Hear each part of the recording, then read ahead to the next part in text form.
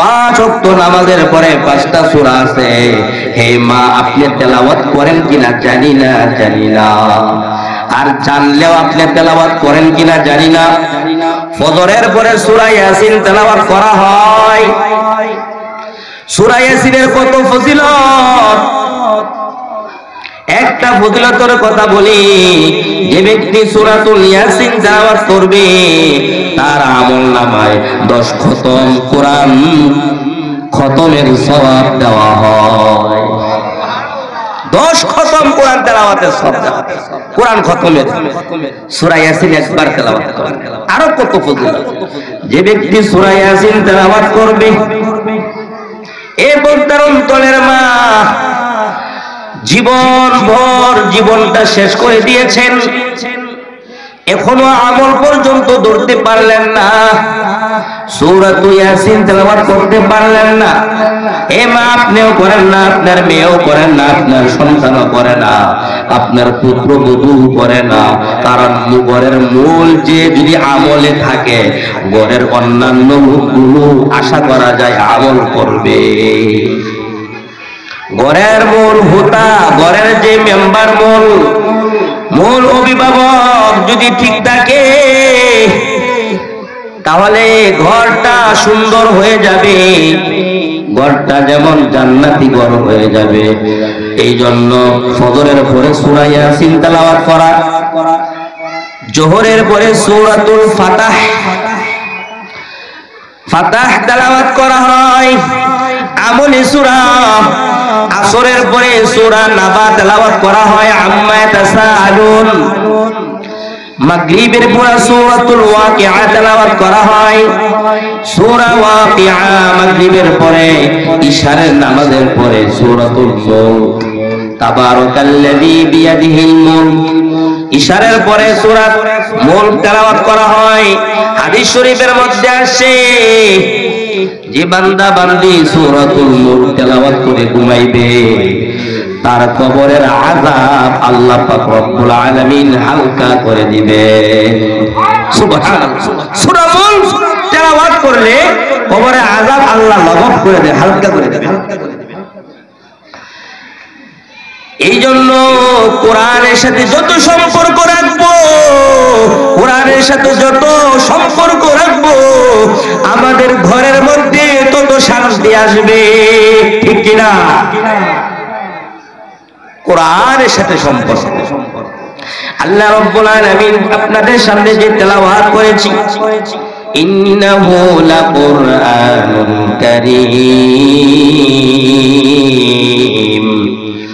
নিশ্চয়ই এই কোরআন সম্মানিত কোরআন, এই কোরআন সম্মানিত কোরআন, অতি সম্মানিত কোরআন।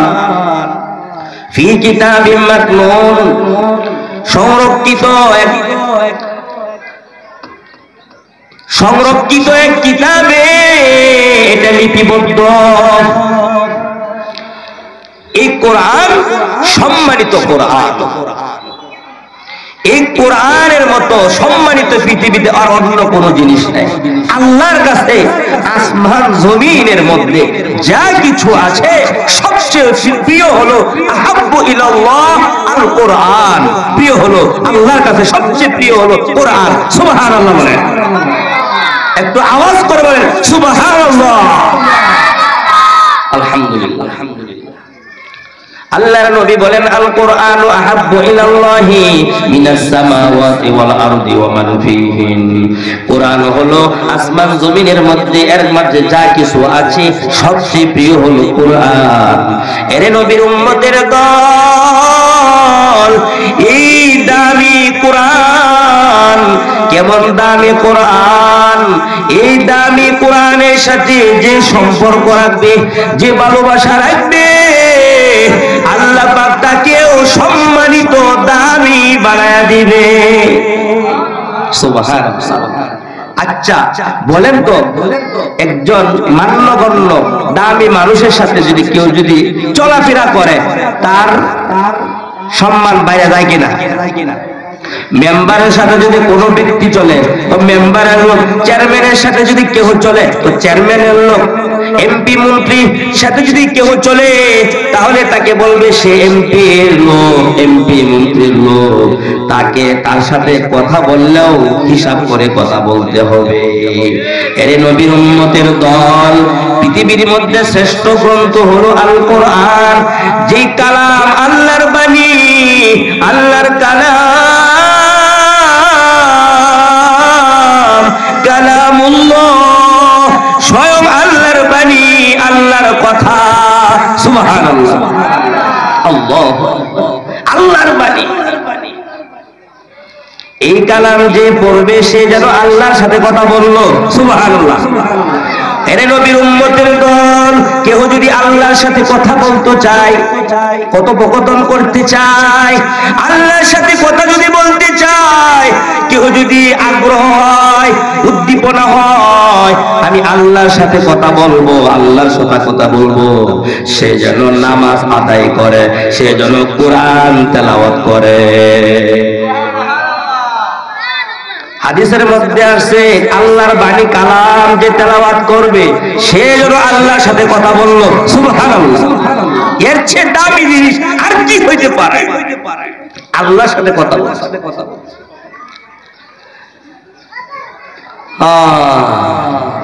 এই কোরআনের এত দাম, এত মর্যাদা, এত মূল্য, আজকে কোরআন থেকে আমরা দূরে সরে আছি, এই দামি গ্রন্থের সাথে সম্পর্ক রাখছি না। আজকে আমরা দুনিয়ার মানুষের পিছনে ঘুরি, কিন্তু কোরআন থেকে দূরে সরে আছি, কোরআনের সাথে সম্পর্ক রাখি না। এখনো মুসলমান, যদি তুমি ঘরের মধ্যে যদি শান্তি আনতে চাও, ঘরের মধ্যে যদি তুমি শান্তি আনতে চাও, সমাজের মধ্যে যদি শান্তি আনতে চাও, দেশের মধ্যে যদি শান্তি আনতে চাও, কোরআন ছাড়া বিকল্প কোনো রাস্তা নাই। কথা ঠিক কিনা? কোরআন ধরা ছাড়া বিকল্প কোনো, কোরআন পড়া ছাড়া আর বিকল্প ভাবে শান্তি আসতে পারে না। কথা ঠিক কিনা?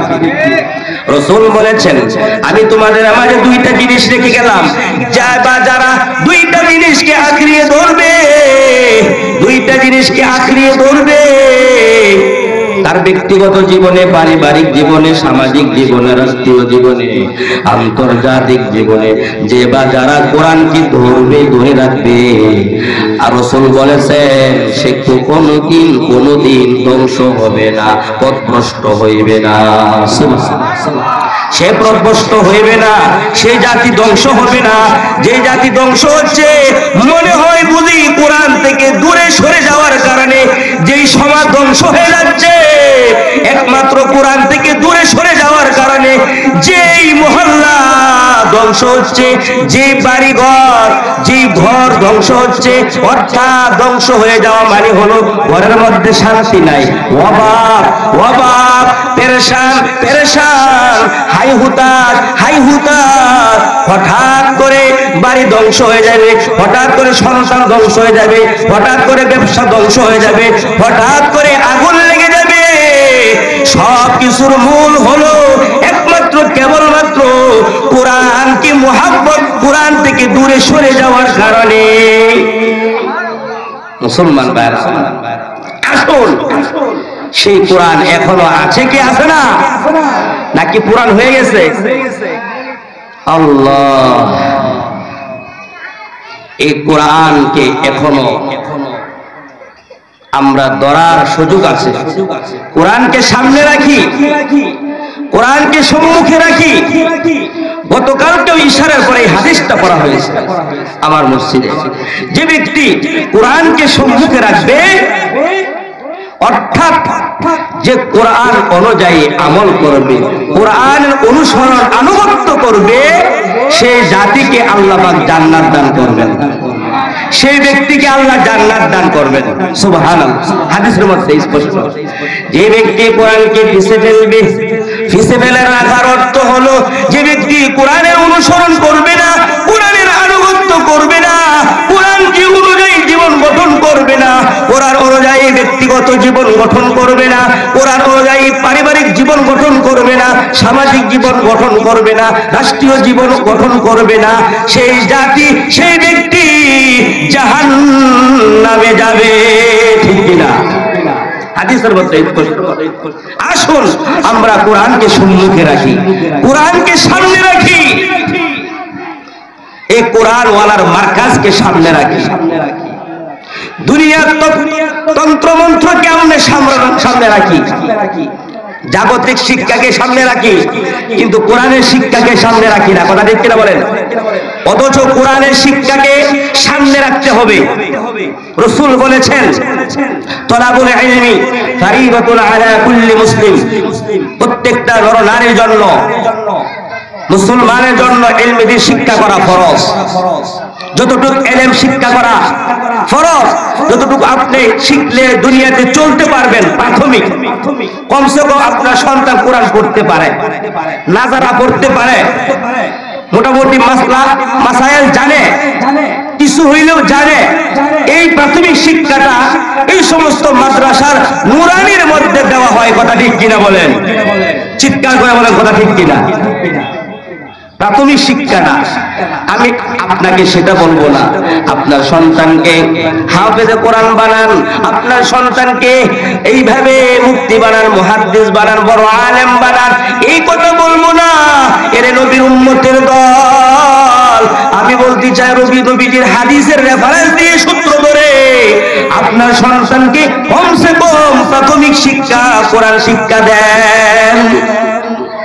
যদি প্রাথমিক শিক্ষা কোরআন শিক্ষা না দিয়ে যদি এমবিবিএস ডাক্তার বানান, এইভাবে বড় ডক্টর বানান, এইভাবে ইঞ্জিনিয়ার বানান, এই বানান সেই বানান, কোনো কাজে আসবে না। কথা ঠিক কিনা বলেন? আর যদি হাফেজে কোরআন বানাইতে পারেন, মুফতি মুহাদ্দিস বানাইতে পারেন, একজন আলেম বানাইতে পারেন, তাহলে নূর আলা নূর, আল্লাহ পাক আপনাকে নূর দান করছে। কথা ঠিক কিনা বলেন? কারণ একজন হাফেজে কোরআনের সম্মান আছে কি নাই? কেমন আছে?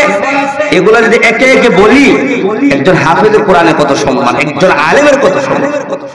জাতি তো বুঝে না, জাতি বুঝে না কার সাথে বেয়াদবি করে, জাতি বুঝে না কারে অসম্মান করছে। বুঝবে কাল কিয়ামতের ময়দানে যখন আলেমদের স্মরণ হতে হবে, আলেমদের সুপারিশ কাজে লাগবে। কথা ঠিক কিনা বলেন? কিতাবের মধ্যে আসে হাসরের ময়দানে আলেমদের সুপারিশ করার যোগ্যতা দিবে আল্লাহ পাক সুবহানাল্লাহ। যারা দুনিয়ার মধ্যে আলেমদেরকে ভালোবাসতো, আলেমকে মহাব্বত করত, মাদ্রাসাকে মহাব্বত করত, মাদ্রাসাকে ভালোবাসতো, তাদেরকে কাল কিয়ামতের ময়দানে যদি ওই আলেম যদি জান্নাতে যায়, আলেমকে দাঁড়া করা রাখবে এক জায়গায়, জাহান্নামীরা পাশ দিয়ে যাইতে থাকবে আর তাকায় থাকবে। যদি কোনো মহাব্বতের লোক জাহান্নামী, ওই আলেমের চোখ পড়ে যায় যে এই লোকটা, এই আলেম তো আমার পরিচিত, এই আলেমকে আমি তো মহাব্বত করতাম, ভালোবাসতাম, আমি সরাসরি মুসাফা নাও করছি, কিন্তু আমি দূর থেকে আলেমকে মহাব্বত করছি, দূর থেকে আলেমকে ভালোবাসছি, আমি তার সাক্ষাৎ করি নাই, কিন্তু এরপরেও বলা হবে হুজুর আমি আপনার জন্য, আপনাকে আমি আল্লাহর জন্য ভালোবাসছিলাম দুনিয়ার মধ্যে, হুজুর ও আলেম আপনাকে আমি ভালোবাসছিলাম। তখন আলেমে আল্লাহর কাছে আবদার জানাবে, আল্লাহ গো এই ব্যক্তিটা আমার মহব্বতের ছিল, দূর থেকে ভালোবাসতো, আল্লাহ গো এই ব্যক্তিটাকে তুমি ক্ষমা করে দাও, তাকে জান্নাতের অধিবাসী বানায় দাও। আল্লাহ পাক আলেমের সুপারিশ কবুল করে নেবেন। সুবহানাল্লাহ। একটা কথাও বানায় কই তারাম হাজিরিন, আলেমকে সম্মান করা মানে হলো আপনার রাসূলকে সম্মান করা। রাসূলকে সম্মান করা মানে হলো আল্লাহকে সম্মান করা। কথা ঠিক কিনা? এক হাদিসের মধ্যে আসছে, তিন ব্যক্তিকে সম্মান করা মানে হলো আল্লাহকে সম্মান করা। কয় ব্যক্তিকে? তিন শ্রেণীর লোককে সম্মান করা মানে হলো আল্লাহকে সম্মান করা। খুব খেয়াল করে শুনেন, এক শ্রেণীর লোক হলো আলেমকে, হাফেজে কোরআনকে সম্মান করা। হাদিসের মধ্যে আইছে, মুসলিম শরীফের হাদিস, আল্লাহর নবী সাল্লাল্লাহু আলাইহি ওয়াসাল্লাম ইরশাদ করিয়েছেন, কোন আলেমকে সম্মান, আবু দাউদ শরীফের হাদিস, কোন আলেমকে সম্মান করা মানে হলো আল্লাহকে সম্মান করা। সুবহানাল্লাহ। কোন মুরব্বী পাকা দাড়িওয়ালাকে সম্মান করা মানে হলো পাকা দাড়িওয়ালা নামাজি দিনদারকে সম্মান করা মানে আল্লাহকে সম্মান করা। সুবহানাল্লাহ।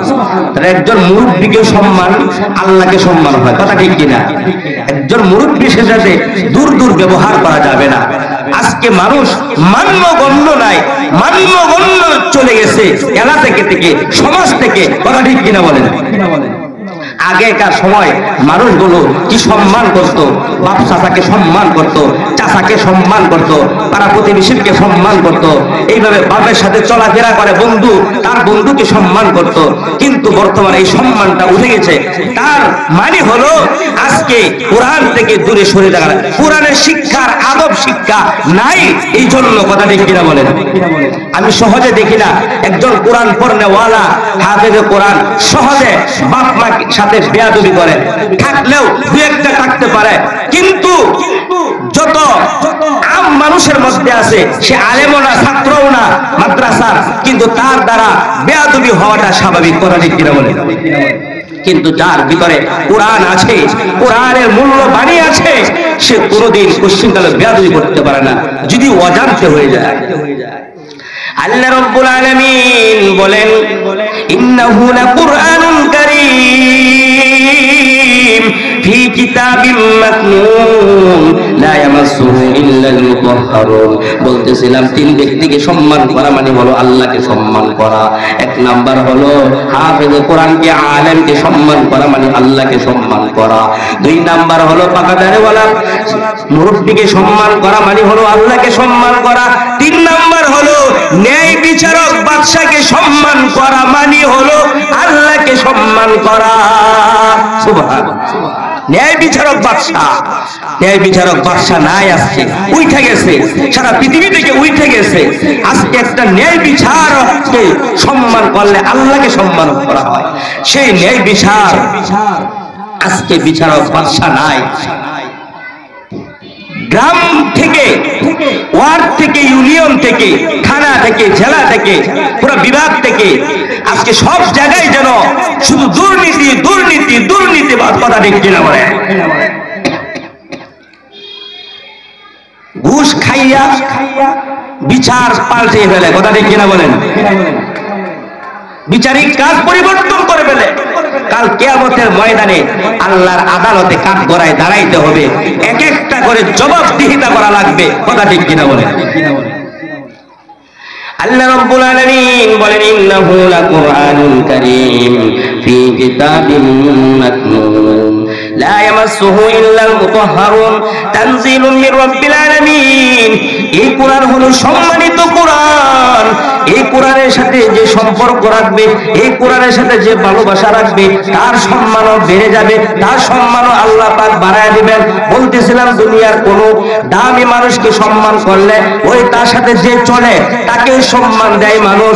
কোরআন নামক এই দৌলত, এই নিয়ামত আমরা পেয়েছি মুসলমান, তাকে সম্মান করব, কোরআনকে তেলাওয়াত করব। সম্মান কখন হবে? যখন কোরআন তেলাওয়াত করা করব, তখনই কোরআনকে সম্মান করা হবে। যখন কোরআন আমার পাশে আছে, আমার সামনে আছে, কোরআনের সাথে যেন বেয়াদবি না হয়। বেয়াদবি হয়ে গেলে তাকে সম্মান করতে হবে, চুমু খাইতে হবে। মুসলমান ভাইরা আমার, কোরআন একজন সাধারণ ছেলের তত দাম ছিল না যখন সে কোরআন পড়তো না। এলাকার মধ্যে যখন সে কোরআন তেলাওয়াত করা শুরু করেছে, যখন মাদ্রাসায় পড়া শুরু করেছে, ওই মুহূর্তে তার সম্মান আল্লাহ পাক দিয়েছেন, দুনিয়ার মানুষও তাকে সম্মান দেয়। একজন হাফেজে কোরআন 2 বছর 2.5 বছর লাগিয়ে হাফেজে কোরআন হয়, আল্লাহ রহমত করে বিদায়। হ্যাঁ, সাধারণ কথা না, 4টে কানের কথা না। একটা বাংলা বই অনুশীলনী গল্প কবিতা কয়দিন মুখস্থ থাকে? 2000 সালে হেফজ করেছি, বুঝাবে জন্য বলতেছি। 2000 সালে হেফজ করেছি, 25 বছর করছে। আলহামদুলিল্লাহ, আলহামদুলিল্লাহ। এখনো যেমন, কারণ কোরআন কি পড়েছিলাম ভালো করে পড়েছিলাম, মোটামুটি আমল করে যাচ্ছি, প্রতি বছর তারাবিও পড়াচ্ছি, কিন্তু আলহামদুলিল্লাহ এখনো যেমন কোরআনের মহব্বত আরো বাড়ছে বাড়ছে। কোরআন তেলাওয়াত করতেই ভালো লাগে। যখন হাফেজ কোরআন রমজান মাসে তারাবি পড়ে, আপনার সন্তান যখন তারাবি পড়াইবে, হাজার হাজার শত শত মানুষের সামনে নামাজ পড়াইবে, আপনার কতই না ভালো লাগবে। কাল কিয়ামতের ময়দানেও আপনার সন্তানকেও আল্লাহ পাক এত সম্মান করবেন হাসরবাসীর সামনে।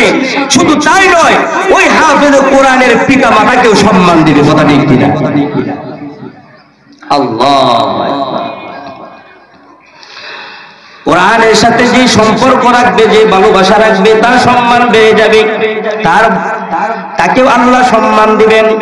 এই কোরআনের সাথে যে সম্পর্ক রাখবে, এই কোরআনের সাথে যে সম্পর্ক রাখবে, আল্লাহ পাক তাকেও সম্মান দান করবেন। কোরআনের সাথে কাঠ, রেহাল, ওই রেহাল যখন কাঠ ছিল, কাঠের দাম ছিল না, রেহাল যখন কোরআন যখন রেহালের মধ্যে রাখা হয়, ওই রেহালের দাম বেড়ে যায়। সাধারণত কাপড়ের দাম নাই, ওই কাপড় যখন কোরআন শরীফ ঢাকার জন্য গিলাপ বানাইছে, ওই গিলাপটার দাম বেড়ে গেছে। কথা ঠিক কিনা? এর নবীর উম্মতের দল, আমি আপনিও যদি কোরআনের সাথে সম্পর্ক রাখি, মহব্বত রাখি, ভালোবাসা রাখি, এই কোরআনে কাল কিয়ামতের ময়দানে আমার পক্ষে আপনার পক্ষে সুপারিশ করে জান্নাতে পৌঁছায়া দিবে। হাদিসের মধ্যে আইছে রোজা এবং কোরআন সুপারিশ করবে বান্দার পক্ষে। আনা আব্দুল্লাহ ইবনে আমর রাদিয়াল্লাহু তাআলা আনহু قال قال رسول الله صلى الله عليه وسلم الصيام والقرآن يشفعان للعبد يوم القيامة। রোজা এবং কোরআন বান্দার জন্য কিয়ামতের ময়দানে সুপারিশ করবে। সুবহানাল্লাহ। يقول الصيام, রোজা বলবে, আয় রব্বি মানাতুহু الطعام والشراب في النهار فشفعني فيه। রোজা বলবে, হে আল্লাহ, সারাদিন বান্দা না খেয়ে থাকছে, ক্ষুধার্ত থাকছে, হে আল্লাহ, পান করা থেকে, খাদ্য থেকে বিরত থাকছে, ও আল্লাহ ফাশাফিনি ফি, আমার সুপারিশ তুমি কবুল করে নাও। রোজার সুপারিশ কবুল করে নেবে। সুবহানাল্লাহ বলে। يقول القرآن أي ربي منعته النوم بالليل। এইভাবে কোরআন বলবে, আয় আল্লাহ ফাশাফিনি ফি, এই বান্দা কোরআনের সাথে আমার সাথে সম্পর্ক রাখছিল, এই কোরআন আমার সাথে সম্পর্ক রাখছিল, আমার সাথে বন্ধুত্ব রাখছিল, আয় আল্লাহ ফাশাফিনি ফি, ফাশাফিনি ফি, হে আল্লাহ আমার সুপারিশ কবুল করে নাও। ফায়ুশাফাআন, ফায়ুশাফাআন, আল্লাহ পাক রোজা এবং কোরআনের সুপারিশ কবুল করে নিবে। সুবহানাল্লাহ। কাল কিয়ামতের ময়দানে এই কোরআন আমার আপনার পক্ষে সাক্ষী দিবে, সুপারিশ করবে। রোজা সামনে আসতেছে, আর বেশি দিন বাকি নয়, আর বেশি দিন বাকি নয়, আর মাত্র কয়দিন? 1 মাস না আরো কম। 1 মাসের কয়দিন বেশি? 1 মাস 4 দিন বা 5 দিন। 1 মাস 4 দিন বা 5 দিন আছে রোজা। আলহামদুলিল্লাহ বলেন। এতে খুশি না বেজার? যারা আল্লাহর বান্দা, প্রিয় বান্দা, আরে বান্দা কইলে পাইকারি করলে বললে তো না, বান্দা তো কাফেরও। কথা ঠিক কিনা? নাস্তিকও বান্দা, কাফেরও বান্দা, তারা হলো বান্দা। কিন্তু আল্লাহ পাক বলছেন, যারা আমার প্রিয় বান্দা, যারা আমার গোলামি করে, যারা কালিমা পড়ছে, ঈমান আনছে, আমল করে, কথা ঠিক কিনা, তারা হবে প্রিয় বান্দা। ইবাদুর রহমান আল্লাযীনা ইয়ামশুনা ফিল আরদি হাওনা ওয়া ইযা খাতাবাহুমুল জাহিলুনা ক্বালু সালামা। মুহতারাম হাজিরিন, কোরআনের সাথে সম্পর্ক, তাহলে যে হাদিস আপনাদের সামনে পেশ করেছি, হাদিসের মধ্যে 4টা কথা বলছেন। হাদিসের মধ্যে 4টা কথা বলছেন। হাদিসের অর্থ বলে শেষ করে দিচ্ছি, আদানের সময় হয়ে গেছে। এই 4টা জিনিসের সাথে যদি সম্পর্ক রাখতে পারি, কাল কবরের মধ্যে এই 4 বন্ধু, এই 4টা জিনিস চতুর্দিকে মাইয়াতকে ঘেরাও করবে, ফেরেশতারা প্রশ্ন করতে আসবে, ফেরেশতাদের প্রশ্নের জবাব এই 4 বন্ধু 4টা জিনিসে দিয়ে দিবে, আপনার দেওয়া লাগবে না। সুবহানাল্লাহ। সময় সংক্ষিপ্ত। ইদা বুদিয়াল মাইয়িতু ফি কবরিহি জাআল কুরআন ইনদা রাসি, যখন মাইয়াতকে কবরে রাখা হবে, জাআল কুরআন ইনদা রাসি, মাথার কাছে কোরআন এসে যাবে। এইভাবে ফেরেশতা প্রশ্ন করতে চাইবে, কোরআন বলবে, হে ফেরেশতা, কাকে প্রশ্ন করতে চাও?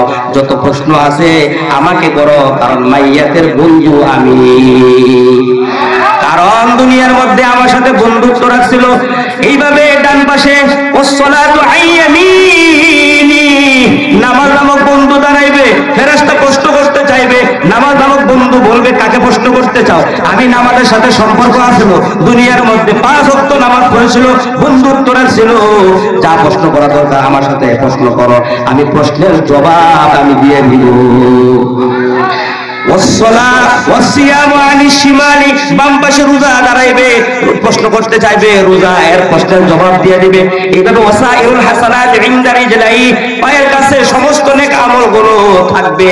ফেরেশতা প্রশ্ন করতে চাইবে, প্রশ্ন করতে চাইবে না, আল্লাহর কাছে বলবে, আল্লাহ গো, ও আল্লাহ, চতুর্দিকে কেমন না জানি 4টা বন্ধু দাঁড়ায় রয়েছে, প্রশ্ন করতে চায় না, এটা কেমন বন্ধু? আল্লাহ কয়, এরা হলো দুনিয়ার মধ্যে 4 বন্ধুর সাথে সম্পর্ক রাখছিল, আমার নবীর হাদিস সত্য, এই জন্য ও ফেরেশতা তোদের আর প্রশ্ন করা দরকার নাই। এই 4 বন্ধু যেহেতু মাইয়াতের পক্ষে সুপারিশ করছে, আমি 4 বন্ধুর সুপারিশ কবুল করে এই মাইয়াতকে আমি মাফ করে দিলাম। এই জন্য 4টা জিনিসের সাথে বন্ধুত্ব রাখতে চাইবে ইনশাআল্লাহ। 1 নাম্বার হলো কোরআন। কোরআন এখানে পড়া হয়, তাহলে এই কোরআনের মার্কাজকে সম্মান দিতে হবে, কোরআনকে সম্মান দিতে হবে। 2 নাম্বার হলো নামাজের সাথে সম্পর্ক। 3 নাম্বার হলো রোজা, বছরে একবার রোজা হয়। 4 নাম্বার হলো সমস্ত নেক আমল, যত রকমের নেক আমল আছে, দান সদকা, এইভাবে ইত্যাদি যত নেক আমল আছে, নামাজ, রোজা, হজ, যাকাত, দান সদকা, সেবা, জনসেবামূলক কাজ, সমস্ত নেক আমলের সাথে আমরা সম্পর্ক রাখবো। আল্লাহ পাক আমাদের সবাইকে কোরআনের সাথে সম্পর্ক রেখে, 4টা জিনিসের সাথে সম্পর্ক রেখে আমাদের বাকি জিন্দেগি অতিবাহিত করতে পারি, কবরে যাইতে পারি। আল্লাহ পাক আমাদের সবাইকে তৌফিক দান করুন, বলেন আমিন।